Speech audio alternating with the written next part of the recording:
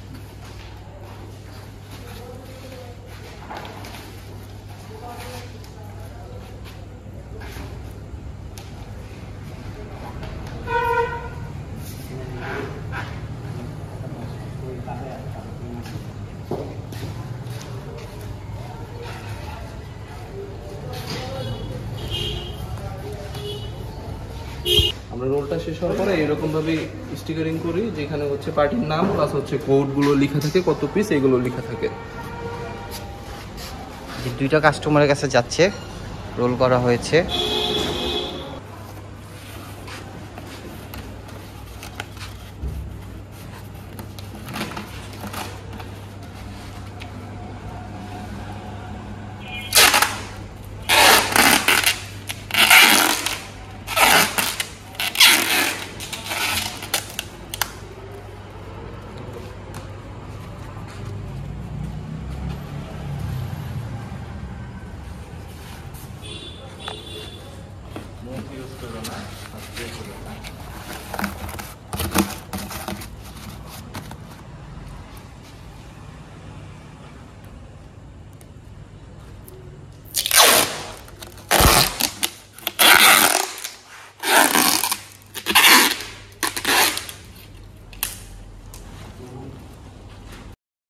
ঢাকার বাইরের কোনো পার্টি যদি আমাদেরকে অর্ডার দেয়, সেক্ষেত্রে হচ্ছে আমরা এরকমভাবে কিছু প্লেট বানাই, যেটার মাধ্যমে হচ্ছে প্রোডাক্টটা গেলে সেফটি পায়, যার কারণে এরকম প্লেট দিয়ে আমরা ঢাকার বাইরে প্রোডাক্টগুলো ডেলিভারি করি।